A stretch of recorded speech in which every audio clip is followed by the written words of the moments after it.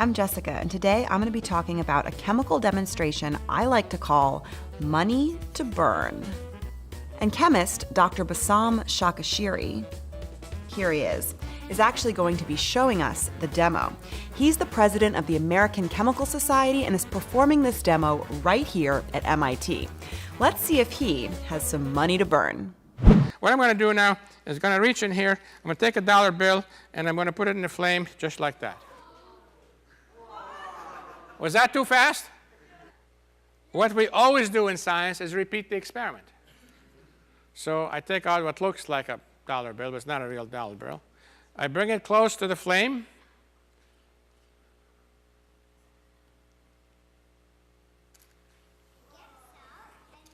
It disappears into thin air. It looks like magic, right? I love magic. Magic is engaging, but not informative. How is that dollar bill burning up so quickly? Well, it's actually not a dollar bill. It's called flash paper. And it's paper that has been treated with chemicals to make it burn quickly and leave no ashes. Now, flash paper has been nitrated. Practically, what that means is that you soak the paper in a mixture of concentrated nitric and sulfuric acids. The cellulose in the paper then reacts with the acid to produce nitrated cellulose and water. The reaction is this.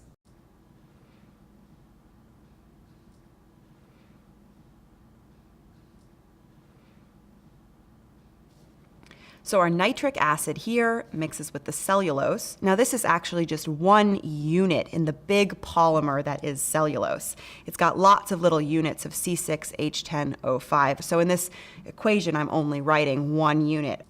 And that's creating nitrated cellulose and water. Now the nitro group, the NO2, is the reactive group, and it can be very reactive depending on the molecule that it's in. You've no doubt heard of nitroglycerin, which looks like this.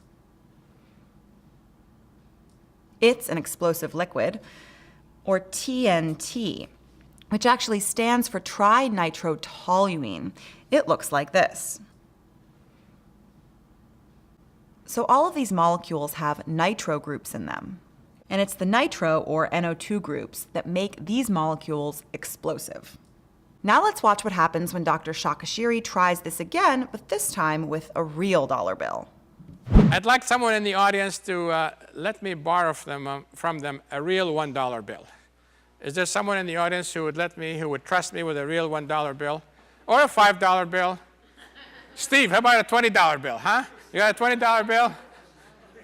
Okay, here's $1 bill. It's a real $1 bill. You know what I'm going to do with it, don't you? So, well, I have a jar right here, and I have in this jar, what does it look like? I have a liquid. What does it look like? It looks like water.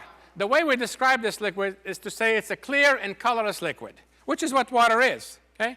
So I'm going to take this liquid, and so I want everybody to see the jar right here. Get this out of the way. I'm going to take the dollar bill. I'm going to soak it in this clear and colorless liquid, which looks like water, and I'm going to fish it out using those tongs. You see it's dripping like any wet object would, right? And then I'm going to take it to the flame. Take a good look at it now, Judy. It's maybe the last time you see it.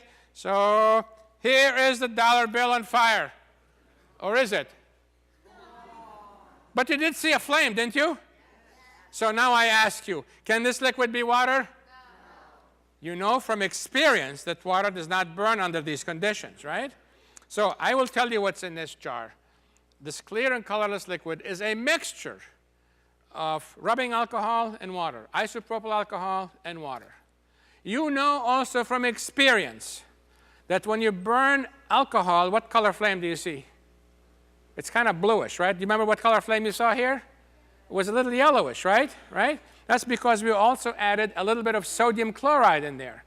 The eye is more sensitive to the yellow color than it is to the blue color. So we added the sodium chloride to enhance the visibility of what's going on. All right, so what happened there? Dr. Shakashiri soaked the money in a solution of water, rubbing alcohol, and a little bit of table salt. When he puts the money in the flame, the alcohol burns, producing heat and light, energy, and carbon dioxide and water. The reaction is this.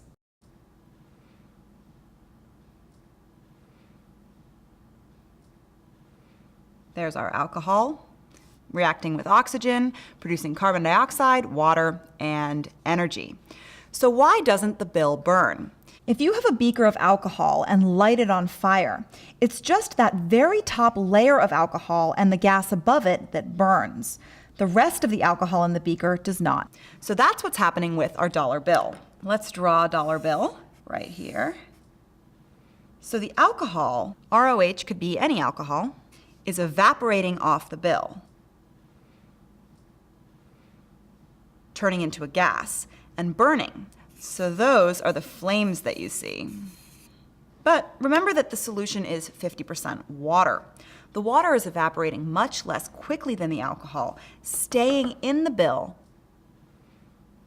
and preventing the paper from burning. So that's one way to hold on to your cash. Hope you enjoyed Money to Burn, and I'll see you next time.